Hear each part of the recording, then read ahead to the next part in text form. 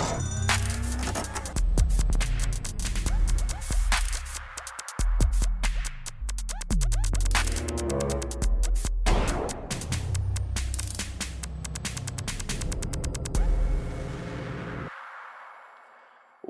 to Cryptic Accounts, a podcast by paranoid people for paranoid people. And this week on the show, we've got the Hopi Ant People.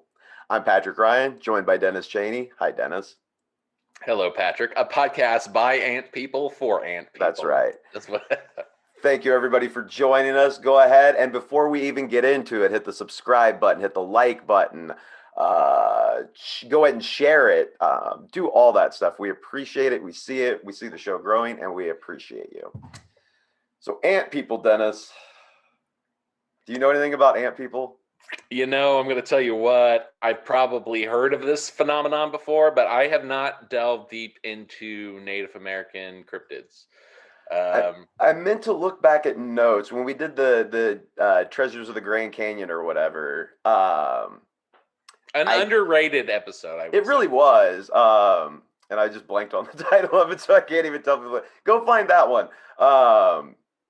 But yeah, I don't think this is the same group. It's the same region, but I don't think it's the same actual group, the same tribe or whatever.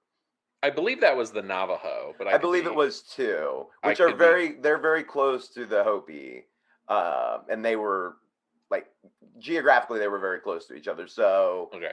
But I don't think we got into them. They do kind of some similar stuff. So I meant to go back and check. But anyway, I'm pretty sure we haven't talked about the Hopi. And I know we haven't talked about ant people. But when I was doing this research, I don't know how I actually skirted past it when I did the Grand Canyon stuff based on the subterranean people, the people that were living in caves and stuff there, the dwellings and the big rooms, the chambers that were found and stuff.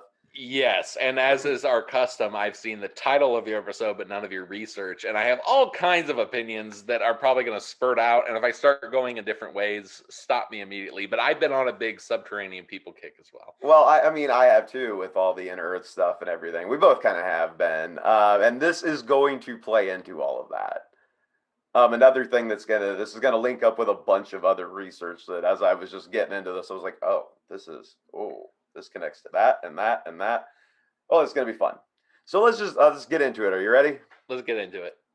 So Dennis, as I've kind of been saying, we've been finding on the show, there are ancient texts and stories from across the globe that seem to form patterns and similarities between cultures where physical distance and often time itself seemingly stand in the way of the exchange of ideas and experiences. Yes.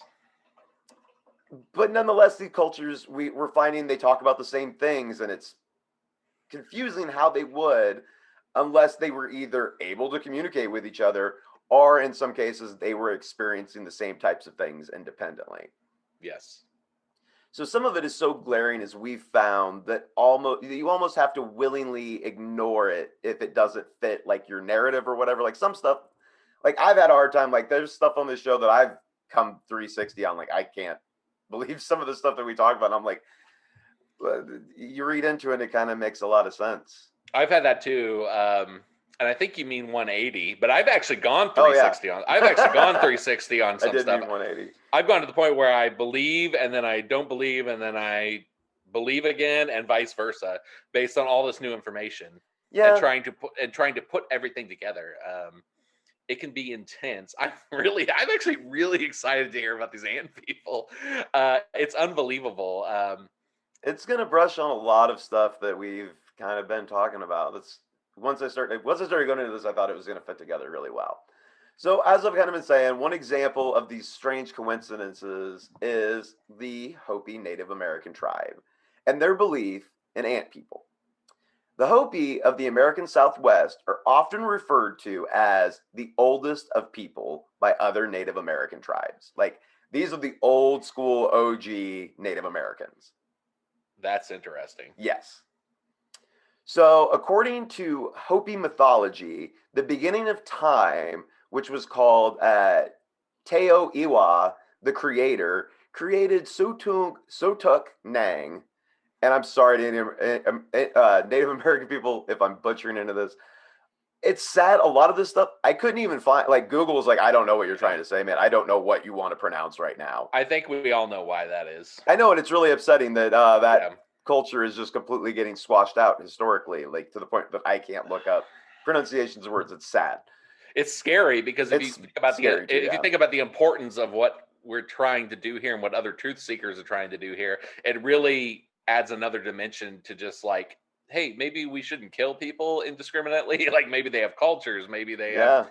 belief. Yeah, it's yeah. But I will normally I'll tease you, but on this one for I words, did. I tried really hard to look some of these yeah, up, and I'm like, I don't. yeah, you go I just ahead. got a lot of a. Did you mean this word? And I'm like, no. I meant Teoa. Teoa, the creator. So he Is the creates. creator. Yes, he's like the supreme god is basically what I took away from what I was reading. That's their head god that's Right. over everything. He created like a lower level, the Sotuk Nang, which was his nephew, which I couldn't actually understand that way they related those two. He created him, but he's his nephew. It's not his son. I don't know why, but that they refer to him as his nephew. Well, I'll definitely say if I created my nephew, there'd be quite a controversy. I mean, I think so, right? I mean, there's definitely Thanksgiving's going to be weird. If I created my sister's kid, there'd be some questions. Yeah. Yeah. So okay, so Sotuk Nang is given the responsibility of creating 9 universes or worlds. One for Teoa, one for him, and another 7 worlds for life to come. Huh. In a cyclical concept of time, similar to Aztec mythology, these worlds would succeed cyclically, so like one right after the other. Okay. Now, at this point that we're at now in history, according to them, we are on the 4th right now. There have been 3 of these worlds that have already passed. The first one was Tokpela, which was destroyed by fire or volcano or possibly some sort of a like meteorite or something. It was an obliteration of most of life on the Earth through fire. Consistent with both the asteroid and what we learned in Genesis Revisited. Yep. Oh, yeah. Sitchin's going to come up a little bit. Spoiler. So the second world was called Takpa, which was destroyed by ice. This is referred to as like the Ice Age. The Ice Age. And the first one that's really going to sound familiar to us is the Kusurg. I'm going to try that one again. Kusurgza, which was the last phase, which was a flood, a giant flood, which would remind us a lot of the story of Noah and the book of Genesis. And would also come in the timeline between asteroid, Ice Age, and yeah. Yes, it would. Flood. So these were already inhabited and later destroyed because of the corruption of evil men, according to the Hopi. Oh boy. Oh yeah, we're about to get into a lot of crossover stuff. So the Hopi believed that the end of each cycle is marked by the return of the gods and the approach of the new world, and announced by the appearance of the blue star Kachina. Okay. What does that sound like? Nothing yet? I'll give you a minute. We'll get to it. Okay. Okay, so the blue star Kachina is the sign of the day of purification. Are we talking about Nibiru here? That's what I thought about when I heard it. Oh. That's what I thought about. A planet approaches that only and it's comes the around, gods. and it's the gods, the creators. It comes around after destruction or around Comes the time around. of No, it destruction. comes around before. It shows up as destruction. Oh boy. It brings the destruction. It shows up on the day of purification, which is where the old world is destroyed to start the new one. Oh boy. Okay. So another god, Masa, and there's several different spellings of this. We can stick with Masa. I believe it's Masa. That was the one that had the easiest vowels to say in it. He's also referred to as the skeleton man and the spirit of death. He's the earth god, the doorkeeper to the 5th world, and the keeper of fire. He was also the master of the upper world, or the 4th world, which is the world we're in now, and was there when the good people escaped the wickedness of the third world for the promise of the fourth. Masa is described as wearing a hideous mask, but again, showing the diversity of myths among the Hopi. So at this point, and I haven't really mentioned this yet, the Hop, when you talk to any different little scattered group of Hopi at this point in time, they tell basically the same stories, but they have slightly different details. Sometimes one group will describe a god as malevolent, and the other group will say he's benevolent. Like, Okay. it's kind of, sometimes they're good, sometimes they're bad. It's kind of like their interpretation of what happened. We have that in our culture. Yes. Yeah. So again, so he's described hideously, but then on the other hand, he's described as handsome, bejeweled man beneath his mask, or also as a bloody, fearsome creature. So it's got like 3 different levels he could be. He's either like monstrous, ugly, or a super cool, handsome guy. Is this the devil? Kind of what I found. That's kind of what I thought when they said when I was reading over and they were talking about him being like the master of the fourth world. Why is he either an evil creature or a fearsome, bloody thing, or he's decked out in jewels? Kind of all the different ways you'd expect to see Lucifer in his different forms. And he's the ruler of the. We're the fourth world, if I understand this. Yes, yes, we're in the fourth world right now. Noah and the flood, that was basically the end of the third world. So when the Nephilim, if you're linking this to Genesis, the Nephilim and all that, that's when the third world ends. That's basically, I assumed to mean, and I didn't really get into it, but like that was the gods per se returning. Okay. In their mind. Right. So, Masa, he's also assigned certain benevolent attributes. One story has it that he helped settle the Hopi at Oraibi and gave them stewardship over the land. In a Hopi petroglyph, there is a picture of Masa as being mounted on a ship without wings in the form of a dome. Several expressions are actually used. Some say flying shields or ships without wings, but the message is clear. Ancient Hopi ancestors used these terms to describe something that was capable of flying and carrying passengers. That resembled a flying shield. Yes. That sounds very much like what Alexander the Great witnessed. Yep. And if you didn't have any reference for what a flying saucer would look like, and you don't have modern technology or vehicles, the closest thing that's going to look like is a shield. Just a rounded, almost flat thing. So the Hopi tribe believe that modern humanity currently lives in the fourth world, as I've said, which is actually called, and they don't think I've said it yet, the Tuwakichi. Oh, God. And I couldn't find this one either. Tuwakachi. There we go. That's how I'd say it.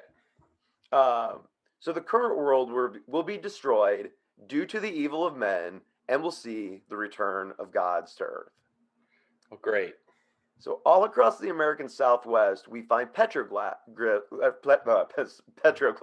which are rock carvings or stencils, pictographs, which are rock paintings depicting entities with spindly bodies, large eyes, bulbous heads that sometimes even have antennas protruding out of them. These eerie figures are frequently shown in a prayer stance, their elbows and knees positioned at right angles, similar to the ants' bent legs. Oh, dear. So, and if you're watching on YouTube or on Facebook, I'll throw this up right now. It's a very crude petroglyph, but you can see this where it looks like almost a man on the right holding hands with something that has like a very weird bulbous head, his arms bent very odd, very short legs. Yeah, it's a curious drawing. It's a very curious drawing. So, do these rock drawings represent like a race of ant people? Do they actually record ancient encounters between humans and an alien species? Are they the creatures? Are they truly aliens like the ones from Roswell? Are these some sort of biological anomaly native to our own planet? If not, then are they merely psychological manifestations, creations of the collective unconsciousness? I was actually going to mention that earlier when you gave the three options of if they're real or mythological or a common experience. I would say I stopped myself from speaking after you said common experience, because a common experience can be either a common experience that you all saw in real life or a common psychological experience. Yeah. And my view of the paranormal is delving closer and closer to the idea that these things exist largely to the extent that our minds exist. And that's not to say they're delusions, but like they somehow find a placehold in the fact of our minds for whatever reason. And I'm not going to go too far into that because it's off the side of the point, but I think there could be what you would call psychological, which is actually real, and that we might all share because we all share the same brains. And that might either be delusion or it might be the fact that our brains allow us to see the same phenomenon. Yeah. Yeah, that's a really good point. But I want to kind of, okay, so I started delving further into this, and this is where we're going to start looping into some other stuff. So I kind of got on to some Masonic researchers, Christopher Knight and Robert Lomas, claim that the root Aramaic word Nephili is one that's the name for the constellation Orion. Interesting. Now, the Hopi actually believe that, and we're going to get into it a little bit more. They've got a lot of weird connections with Orion. They, at different points, refer to the Ant People as those that are of Orion. Okay. And, okay, so the Nephilim, of course, came up a lot in your Genesis Revisited episodes, which covered Zachariah Sitchin. He translated the Sumerian root NFL as those who were cast down upon the earth. The King James Version calls them the giants in the earth. Right. Just before the great flood, the sons of God, interpreted as either fallen angels or the Watchers, which we've talked about, mated with the daughters of men to produce these giants. It may be more than a coincidence that Nephilim it sounds much like the Hebrew word Namala, which means ant. Well, interesting. I had not heard that. So if the Nephilim are indeed of Orion, the Ant People could actually be those who were cast down from the skies, perhaps Orion itself. Now, go ahead. So these are the I'm guessing we're going to find out more similarities between the Ant People and the Nephilim. Yes, I've got more. Oh dear. Okay. Because the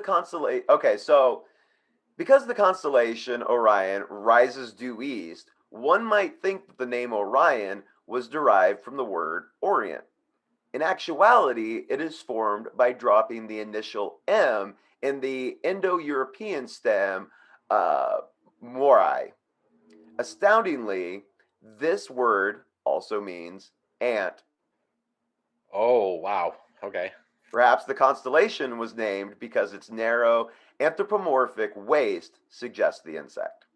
Yeah, that makes sense. We think of Orion as the hunter. Yeah.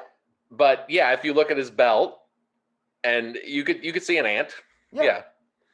Now the Hopi term for Orion is Hatunquam, which literally means to either string up as beads on a string or tray. This could refer to the 3 stars of Orion's belt or to the form of an ant, the head, thorax, and abdomen. Right. These shiny bead-like sections of the ant's body may have their celestial counterpart in what the Hopi considered the most important constellation in the heavens. The appearance of Orion through the overhead hatchways of the Hopi kivas, which are semi-subterranean prayer chambers that were entered by ladders from above. Like an ant hill. Yeah. I got a picture later on. They kind of look like ant hills too.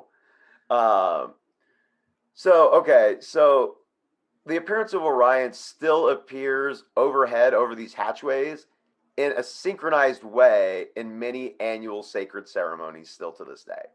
Oh wow. So it Okay. still lines up going overhead. So if they were down in there like practicing their religion, which is actually called Kachini too. It was very confusing when I started looking up the Kachini star and stuff because they call a bunch of different things Kachini or Kachina. So it got very confusing. Everything started delving into their religion as opposed to this star that I was looking for, this planet. So one aspect of the religion has to do with Orion's belt, Yes. which somehow translates in multiple languages, possibly to ant. Yes. And which makes sense based on the way it looks, and Yeah. that they build this weird anthill type structure to Yeah. worship it, and that structure, much like the pyramids, etc., aligns up with what it's meant to align up with on their holy days. Yes, and very similar to the pyramids actually. Like they do it all over the place. Like they had them. Like I think I've got a map later on. I don't know if I included it or not. But yeah, this is a very synchronized thing to where like their chambers and stuff actually made Orion's belt too. Like they would do the constellation on the ground. Like everything revolved around Orion with them. Like, Very fascinating. Very, very important to them. So two separate realms actually exist, and you can see this. I don't know if I'll put it up or not. It's not really that impressive. You can just see one of the little mounds, basically one of the kivas in New Mexico. They were round, but this later became rectangular. Like for some reason, they started making them more rectangular. So in Hopi cosmology, two separate realms exist. There's the surface of the earth as the site of human activity, and this is where it gets a little confusing, a combined sky / underground. It's the same thing to them. The sky and underground. Top and bottom, same thing. Okay.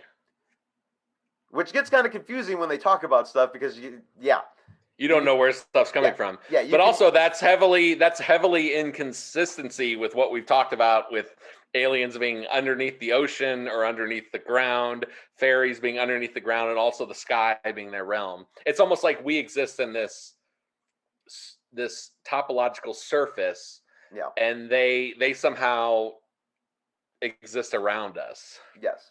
On either direction. Oh, okay. Well, that's just disturbing. Okay. So like I said, the sky and the underground region are they're the same thing, and they're also, as you were kind of saying, the home of the spirits. In particular, again, the Kachinas. Again, this word comes up. It has several different meanings. For the Hopi, a Kachina is a masked spirit that can assume the form of any physical object, phenomenon, or living being.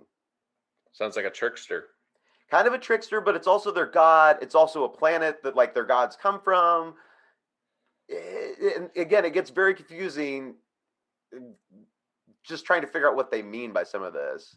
Right. And some of it has been passed down for so long, like I think some of it's kind of lost in translation a little bit. And it'd be great if we had people who still practice this religion to talk. There are still people that practice it. They've meshed with other tribes eventually, but people still know about this. There's just not a lot. Right, but I'm saying they're probably too busy. Document about it. They're not writing treatises on like, here's why we, like even for us, we would say Spain is where the Spaniards come from, and then we have the Spanish Empire, and then we have the Spanish language, and then we have the, like you would have a direction for Spain. You would have a person who's Spain. You would have a language or a word or an idea that's Spain. So it makes sense why a language would combine these things in what we think is a confusing way, unless somebody like laid it out for you in a treatise. Yeah. Well, yeah, and for them, I'm sure there was a lot of context played into when it was being said and how it was being said. Right. So, as we talked about, Masa, the Hopi god of death, the earth and the underworld, as we talked about, like the ants, he possesses knowledge of both the surface world of the earth and the subterranean regions. He wears a mask with large open eye holes and a large mouth.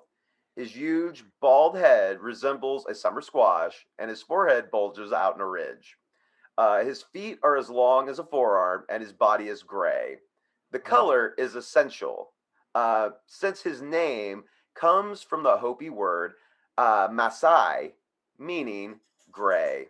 he's a form of gray. Yes, or the original gray, because he's who Yeah, created everything, and he seems larger, rather large for a and gray. he's bigger than everything else. Yeah. Yeah. In fact, this description from Hopi mythology is, like we just kind of said, uncomfortably close to contemporary images of extraterrestrial grays. So Masa is also the terrestrial equivalent of Orion. The Hopi believe that that distance is insignificant to Masa because he can traverse the entire Earth before morning comes, much like Orion moving from east to west in the night sky. Okay. That's not that uncommon in mythology No, about stars, and yeah. yeah, Um, although, um, yeah, it might also portend some kind of technology or ability that we don't understand. yeah. So I guess so. I don't think I've actually said this one yet, but this one's important. The actual Hopi word for ant is Anu.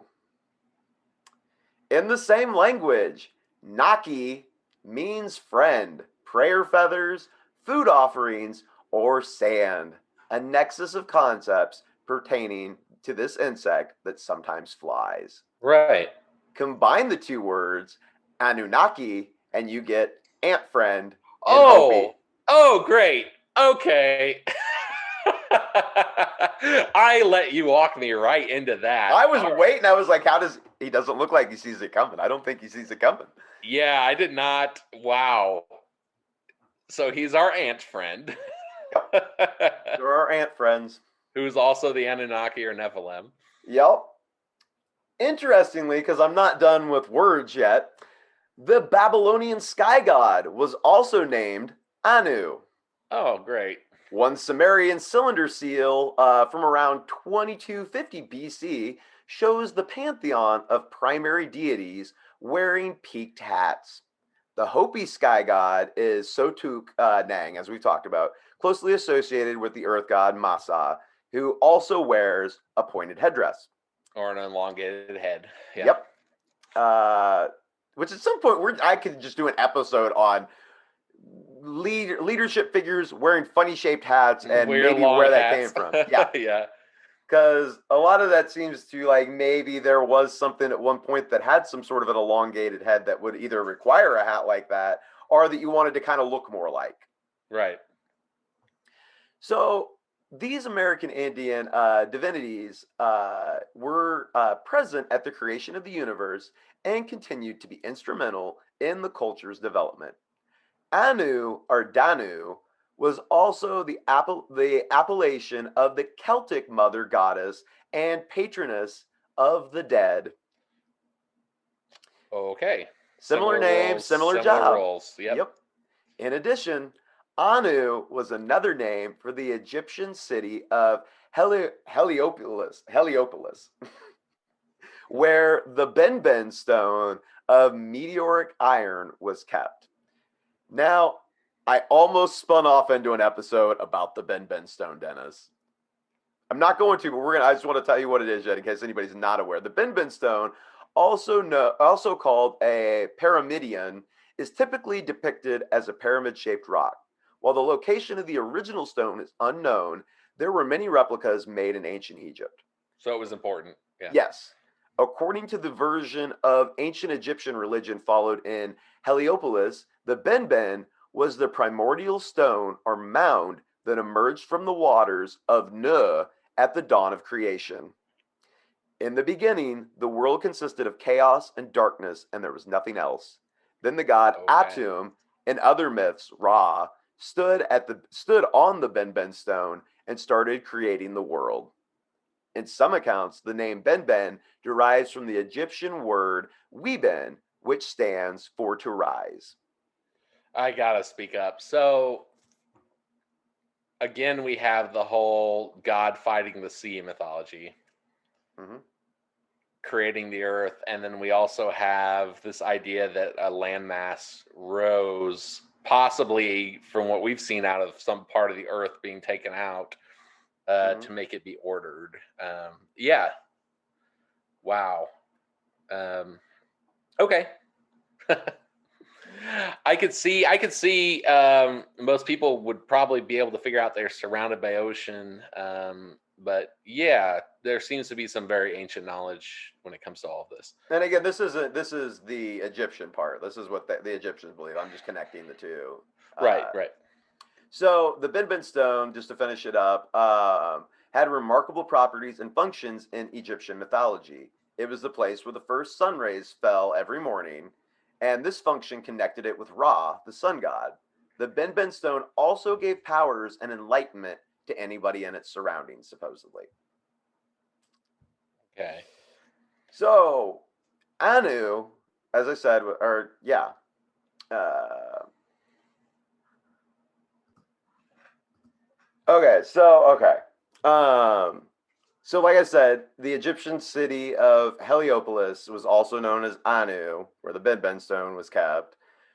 But also, Anu in Egyptian can also mean products, revenues, or something brought in, but also gifts, tributes, and offerings. It refers to both the ant's ability to store provisions and the reverence given to ant people. There's so much ant information in this Yeah. episode. I love it. In any case, their influence is global. Like Anu or Danu was also okay. So I already mentioned that the Appalachian, the Celtic goddess. So okay, so ant people played a crucial role. So now that okay, I've gotten all the words out of the way, let me tell you about how the ant people and the Hopi go way, way back. So the ant people played a crucial role in the survival of the ancient Hopi. In the Hopi legends, these ant peoples were their saviors, taking them underground and teaching them how to survive two extreme cataclysms. Oh The wow. ant, the ant people's great kiva provided sanctuary during both the destruction of the first world or first era, which again was by fire, volcano, asteroid. Also, possibly some people pointed at a coronal mass ejection from the sun Wow. could have possibly done it. Second wave, second world was the glaciers, the ice age. Only virtuous members of the tribe followed a certain cloud by day and a certain star by night, and were able to find the sky god Sotuknang. Kind of reminded me of Moses and the Israelites in the desert a little bit. I realized that was a Yeah. pillar of fire and a pillar of smoke, but still, No, I immediately made that connection as well. Yeah. and again, happening about the same time that would have been happening. Oh boy. We Similar like to timelines there. um oh gosh. Okay. Except for Well, this is it happened twice for them, so it goes back before, but it happens to them for the flood too. yeah, it's a similar motif. Yeah.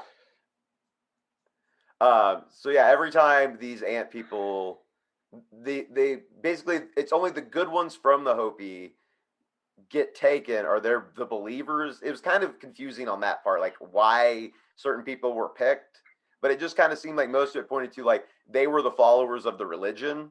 That So makes they were sense. the good ones, so they They're were the the ones that followed for the fire. I follow the religion, therefore I see the signs, but also therefore I'm good, and therefore also I follow the sign and I'm saved and I'm also good. Yep. Yeah. That's basically what I took away from it. So so Tuknang elected to save these migrating chosen people by leading them to the ant people for protection. The To the ant people. Yes. Okay. So yeah, he's the under god who like created the realm, is who leads them to these ant people who are a separate entity from him to take care of the Hopi. Oh. All right. So we're 3 levels down on creation, Yeah. basically, and then humans would be the fourth one below that, essentially. And he's leading us to these ant people to be like, hey, can you keep these guys around for a while? Yeah, can you keep them safe? All right. So The ant people not only kept them safe, but they offered the Hopi sustenance when supplies ran short and taught them the merits of food storage. In fact, ants have such thin waists today, the legend goes, because they once deprived themselves of provisions. In this legend, the ant people are portrayed as generous and industrious, giving the Hopi food when supplies ran short, and like I said, teaching them the merits of food storage. In fact, another legend, though, says that the reason why the ants have such thin waist today is because they once, like I said, deprived themselves of food. And the story's kind of long. It's basically like they didn't have enough for everybody. It's like a long legend, but like, yeah, they basically fed these Hopi and starved themselves, and that's why they all had skinny waists. Oh, that's And sweet of the and it ants. became like a genetic thing from that point on. Well, Sotugnang was a real jerk asking them to keep us up when they didn't have as much food as I they mean, ate. he created the world. You'd think he could have helped out a little bit more, but He's gonna be like, here's oh, some he's got food. to go destroy it. That's what he's doing right now. Oh, that's no, it's Masawa that's doing that. That's the Yeah, that's his uncle. yes. Again, He's like, my, it gets confusing, right? yeah. My uncle, who's also my dad, he's coming back to destroy the earth. I need you to go live with the ant people. And the ant people are like, we don't have enough food. He's like, you better do this. Yeah. Okay. I love this. This is That's fun. a good summary. I love mythology, but also like, yeah, I got my eyes open here. So in another account of the earliest eras, the Hopi themselves are described as ants, and they were way underneath. The word underneath refers to both the ant kiva and the subterranean first and second worlds. So it's like this is it's almost like they start referring to themselves as the ant people when they're down living with them while the world's getting destroyed. Because essentially, when they rise back up, they're kind of like ant people. Yeah, but also if we're thinking of the first and second worlds as underground, Yes. that is also literally true. That's where we find ancient fossils and stuff. So if I existed beyond multiple cataclysms, you could refer to yourself as the underground people because you come from the time when all that stuff's underground. Yep.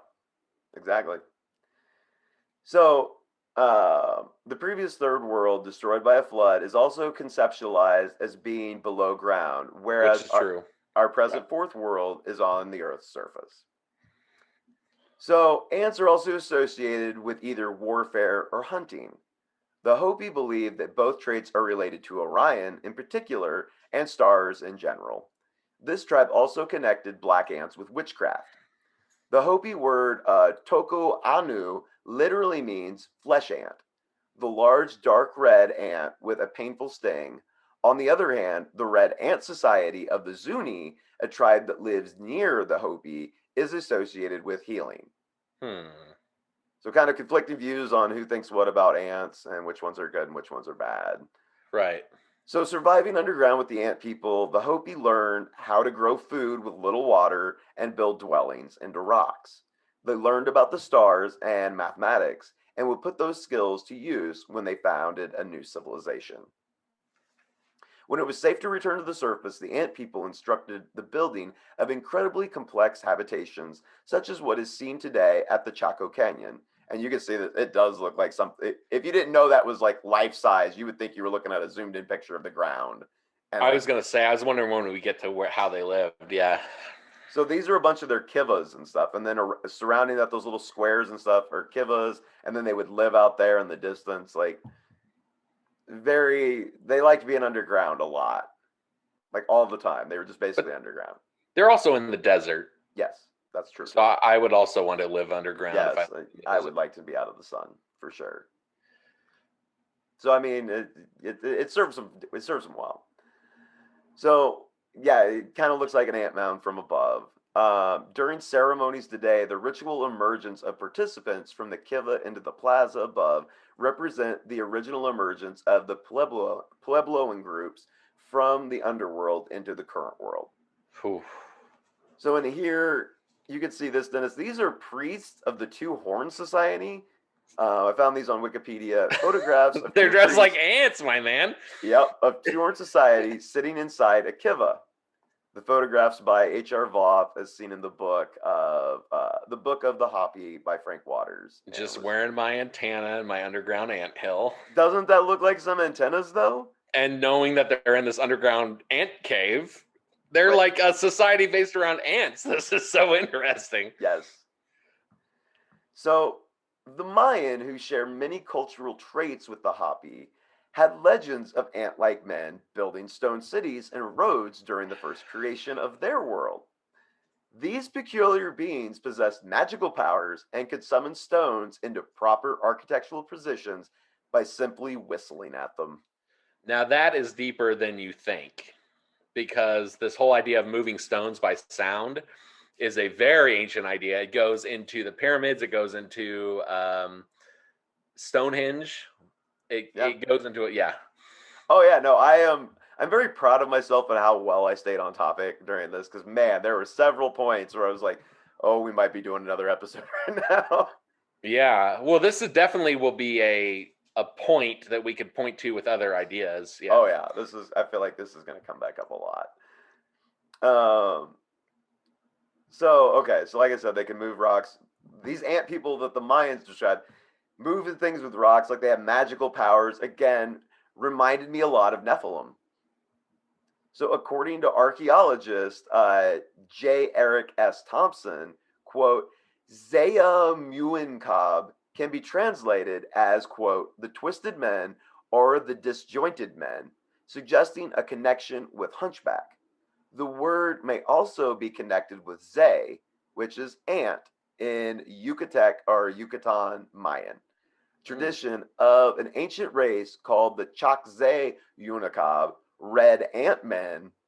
They were industrious like the ants, which take out the red earth and make straight roads through the forest, end quote.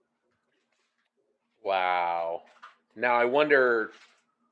I might do an episode at some point on Mayan ant people.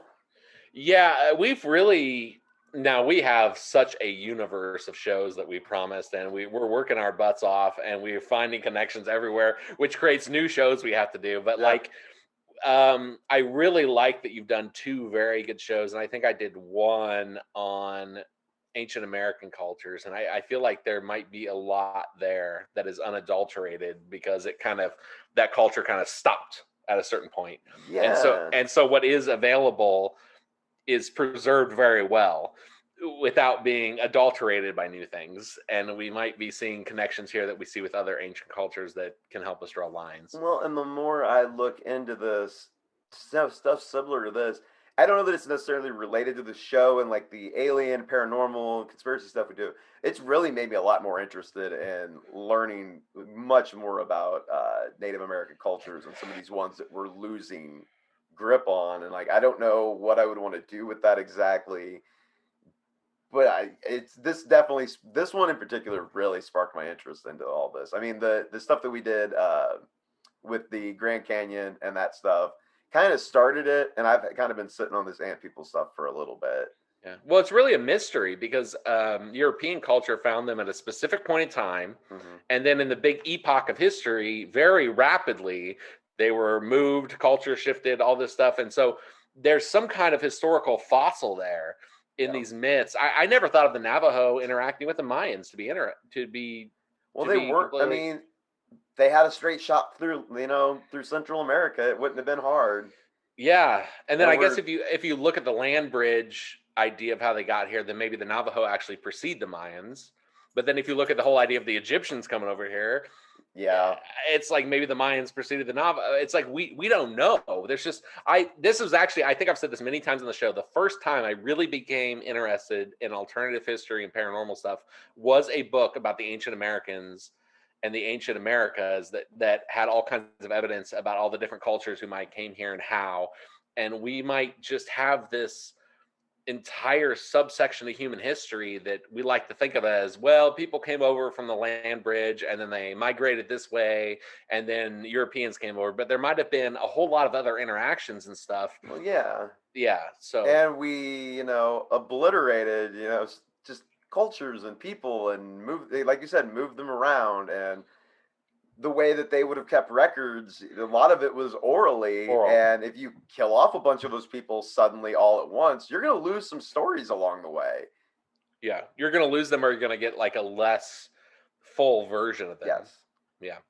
I've often thought, It's what sad. if well, of course, yeah, and I've often thought, for instance, with like the church, what would happen if like something happened, or some kind of beings or other group of people killed off all the people with the most information. You'd have a ton of people who know pieces of like the Bible, for instance, or pieces of preaching, but it would be, you wouldn't have the full thing. You'd have to piece it together from everyone's like limited knowledge. Yeah. Yeah. Yeah.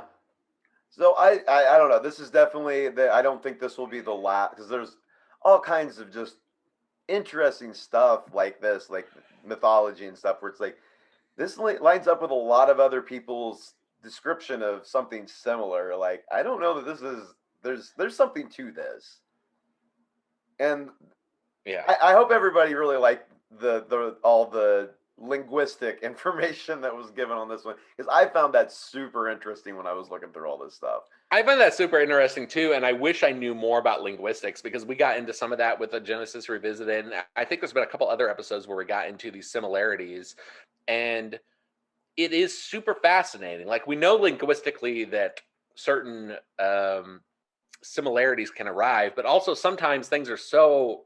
The Annunaki thing really blew my mind, man. Like, ant friend, yeah, and I'm gonna definitely do some independent research into this.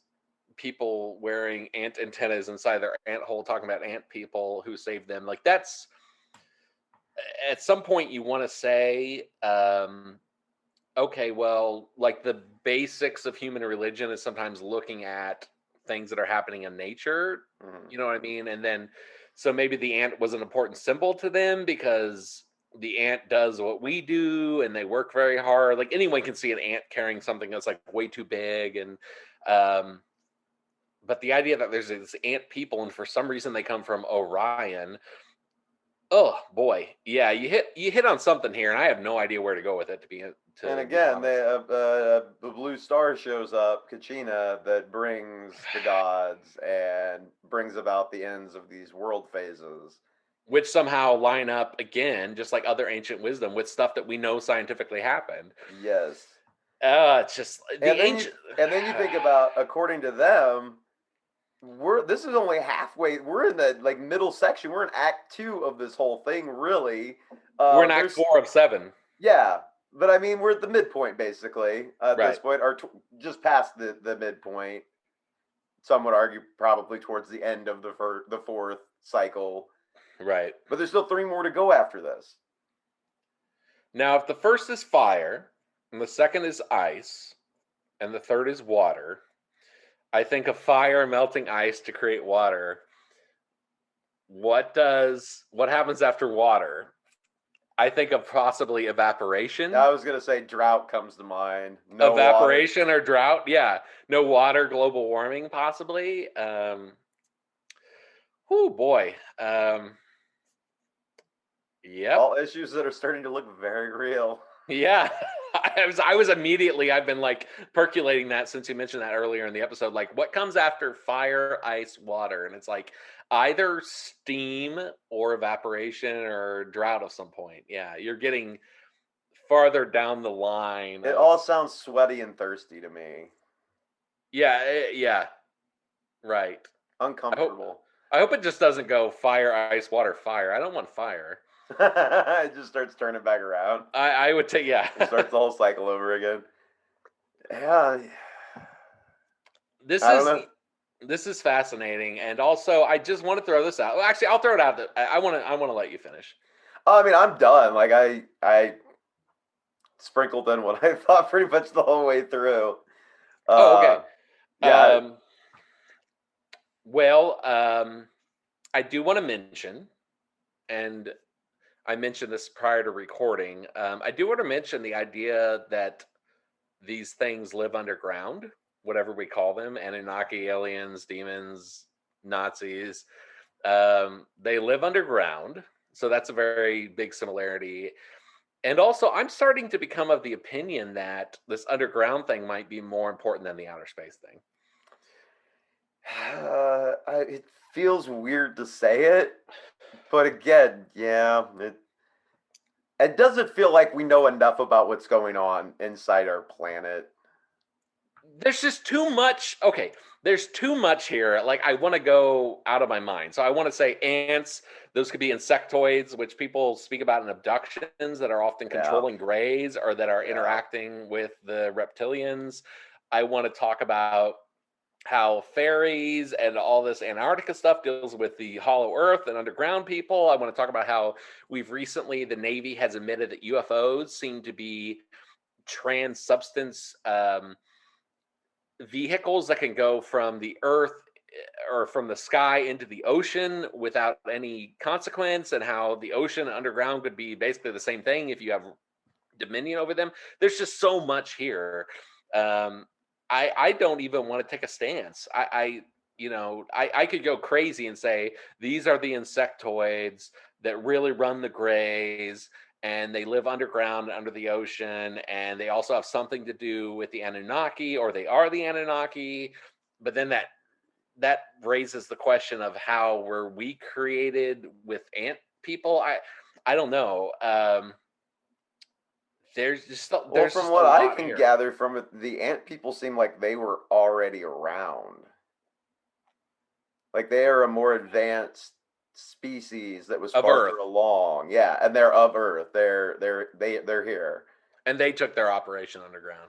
I Yeah. think they always were underground. I Okay. don't think they ever really existed on the surface. Oh. Like, there's nothing that the Hopi were talking about that pointed to ant people living up here. They came up here, and that's the other thing. And I think that's what we touched on in the Grand Canyon stuff is talking about the Navajo having legends of subterranean people that came up and did things, but they Yes. never stayed. They would Right. come up here. They would. I think we talked about, and there were several of them.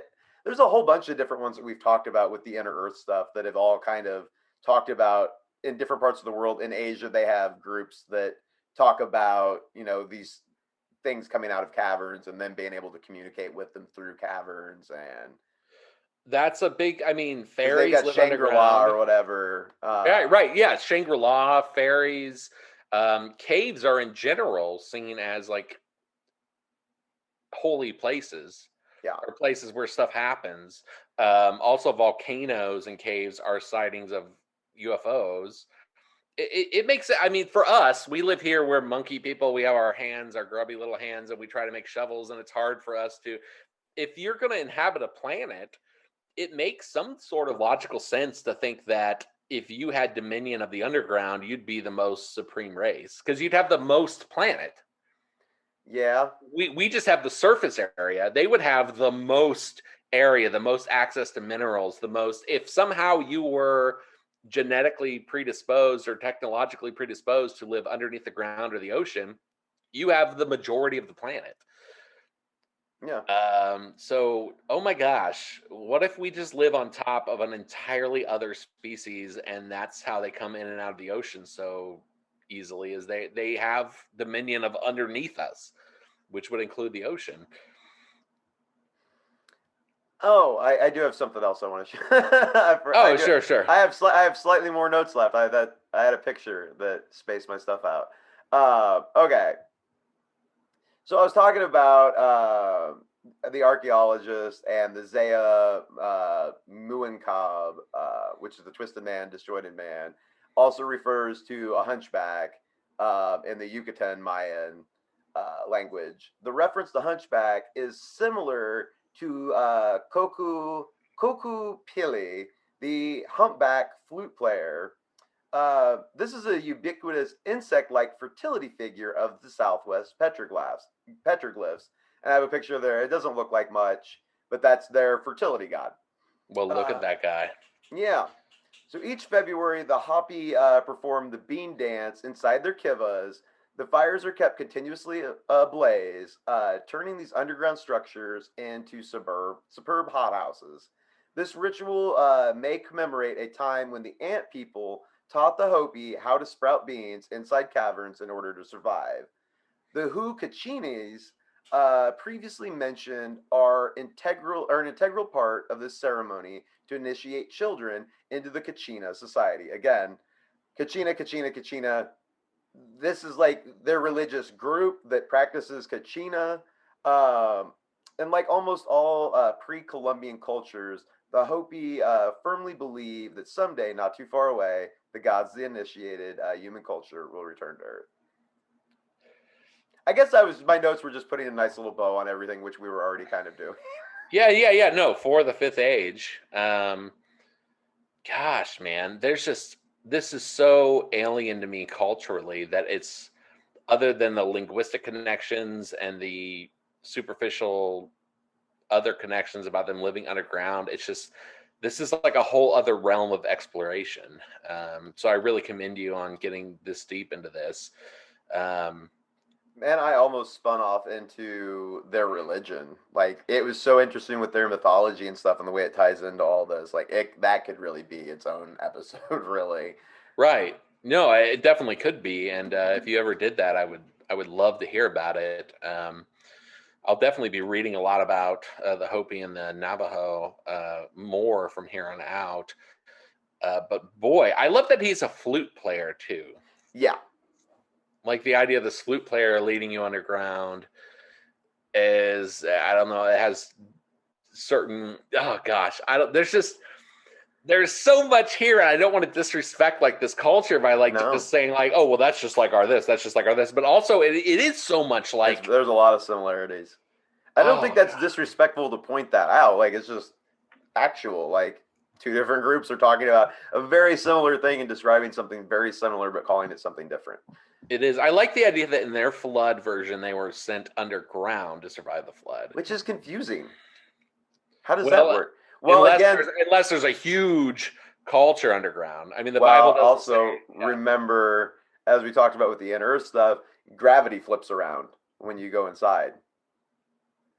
So just because the surface is filled with water, for some reason that doesn't translate. That's right. Because of the holes at the poles, basically. You would have more mass outside of you than you do. Yeah. Oh boy. And what an interesting, weird way to think of yourself as people who come out of the ground. And these, gosh, and you almost have to wonder, I mean, there's stories, didn't Lot hide in a cave with Sodom and Gomorrah, which was fire? Yes, afterwards. Yeah. Him and his daughters. There's just a lot here, man. There's almost so much my brain is like, what can you say? I'm glad you do that to me a lot of episodes, and at the end you're like, what do you think? And I'm like, I don't know what I think. My head hurts. Yeah, you've hurt my head. That's a good way to put it. Yeah.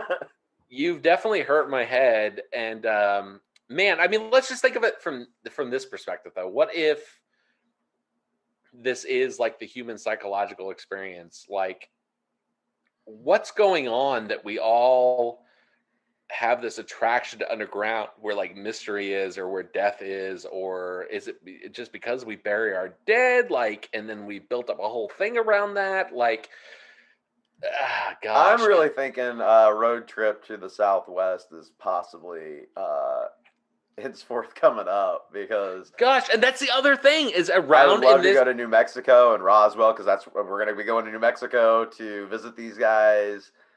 I was just going to say, in the territory where this is happening, that's where Roswell happened. Yep. That's where a lot of the early UFO sightings happened. Yep. Oh man. Yep. Oh, there is just such a mystery here. I would love to write a treatise, but I feel like we have to do 100 more episodes before I would even be ready. There's just at this point, I am so neutral on so many different schools of thought right now, and like what's what is just so many different pieces come together and connect. And I really hope this is enjoyable for everybody to listen to, because as we're like teaching you about this, we're like learning about it too. Essentially, like we just got a couple weeks to prepare and put some stuff together. Right. Yeah, the Puebloan. We got to look more into the Puebloan culture and groups. Yep. This idea, and I get it, they're in the desert. I keep going back to that kind of in my own mind as like the logical explanation. Like we would really put a lot Well, of you think about that, but I don't know. I guess my only thought is like, well, they don't really do stuff like that in say like the Middle East. They don't build structures like this. They do live in caves. They would have used caves pretty frequently, but I don't think they right. built think structures like this down into the ground. Like this is kind of a different. This is an American concept almost, like to build into rocks and stuff like that, like Right. South American, Central Other than America. yes, yeah. Other than Europeans who for a time were cave people, Yes, and that's because of cold. yes. Yeah, this seems very like you don't hear about a lot of African cultures, for instance, which would be like on the same latitude. You don't Yep. hear about them living No, underground, no. They build um, structures for shade, but they don't burrow into the ground. Nobody else really burrows into the ground. like unlike the people who worship ants. Yep. There's just such a in the paranormal world. There is, in my mind, a three-part paradox, and usually a paradox is thought of as like two things that don't really combine. Yeah. I think of the paranormal world and of these ancient mysteries, etc., as like a three-part problem. And tell me if you disagree. And I'm not going to do a whole show on philosophy, but like I just honestly wonder. So you have the whole scientific worldview where somebody will look at this and say, well, these are people who came from Eurasia up north when it was very cold. They crossed an ice bridge. They hunted animals down into this area, and maybe this is just not what they're built for. And they had to burrow underground to stay not burnt up by the desert sun, and therefore their religion and culture seem to have centered around ants who do a similar thing. And also a lot of desert animals do a similar thing, so the ant thing is not fully explained. Now you have that. Now you also have the fully supernatural version, which is that there's some kind of spiritual beings that are teaching them this. That you take their religion for granted. These Yeah. ant people took you underground. These are you take that. So, and these are what we normally consider as our two opposing worldviews when it comes to any religion or anything. You could have like the scientific explanation for Noah's flood, the religious explanation, and then you can have something in between. Yeah. Now, I think the something in between is often falsely thought of as where we have to live. I think there's a third version, again, similar to what I was stating about how something can be in your mind, but also real. Like it could also exist in your mind universally, or possibly these entities find their kind of fertile ground in the human mind. And so we give them room to play. So a group of people could have the same delusion, quote unquote, but really it's something playing on the mass of the human mind. Yeah. And so I find a third interesting concept here that these things are entirely real, but they're playing on the, I guess, the fertile ground of the human mind. And so maybe these things happened at different times. Maybe these things happened at the same time. Maybe I find it very odd that they have this recollection of things that humans weren't supposed to exist for, such as the asteroid or the volcanic stuff that killed the dinosaurs. Um, and that speaks to me about the Nephilim, who also apparently told us scientifically about our solar system. There's something in between supernatural and scientific that is interacting in a way, and they somehow synthesize in a third way. And I find that third way increasingly interesting. Yeah, and I think little by little I like to think we're edging towards that. We're figuring out what that third area is. Yeah, I agree. So, but yeah, that was the Hopi Ant People, Great the show. Hopi Ant People. Great show. Thank you. I need to know who these ant people are. I need to get my agent in touch with them so I can do some gigs in the ant community. All right. Well, thank you, Patrick. Oh, thanks. Thank you, Dennis, for being here. Thank you, everybody, for being here. Hit the like button, hit the subscribe, rate, review. We appreciate it. It helps us out a lot. And we'll be back next week. So thank you all. Bye. Bye.